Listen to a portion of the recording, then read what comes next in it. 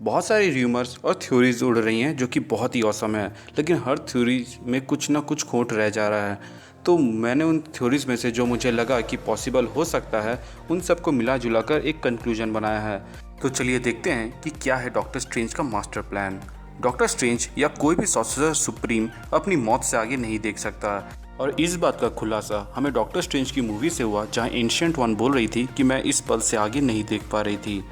तो आप ही सोचिए कि डॉक्टर स्ट्रेंज अगर मर गए हैं तो उन्होंने 14 लाख से ज़्यादा फ्यूचर पॉसिबिलिटीज़ कैसे देख लिए, यानी कि वो जिंदा है।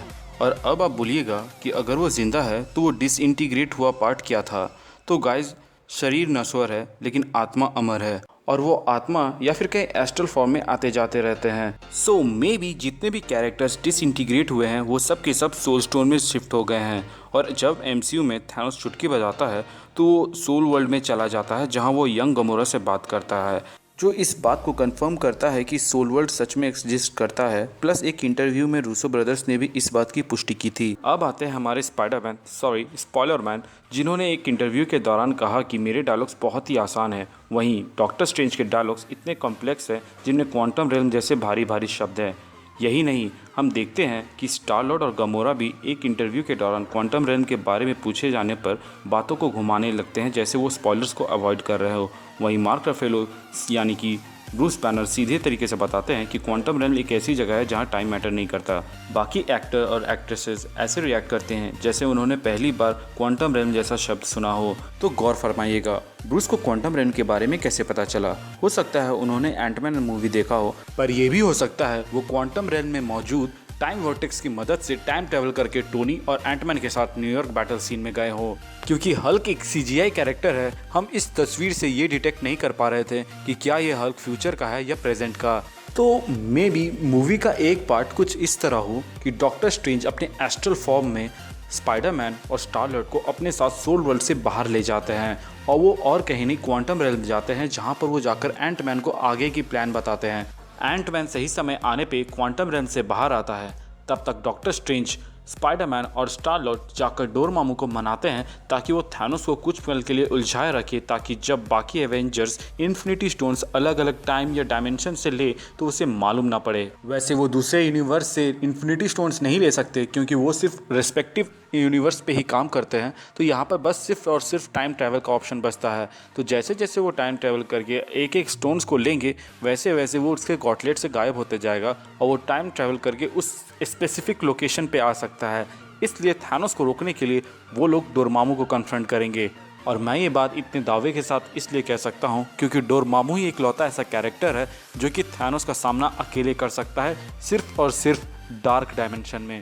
और जैसे ही थैनोस डार्क डायमेंशन जाएगा और डोरमामू से लड़ेगा, उसी दौरान आयरन मैन, एंटमैन और हल्क जाकर टेसरैक्ट ले आएंगे, यानी कि उनके पास स्पेस स्टोन आ जाएगा और वो फ्यूचर में गायब हो जाएगा। और जैसे ही ये स्टोन गॉटलेट से गायब हो जाएगा, थैनोस उस डार्क डायमेंशन में कैद हो जाएगा और वहाँ से उसके पास निकलने का कोई रास्ता नहीं बचेगा, क्योंकि स्पेस स्टोन ही वो इन्फिनिटी स्टोन है जो थैनोस को एक जगह से दूसरे जगह जाने में मदद करता है।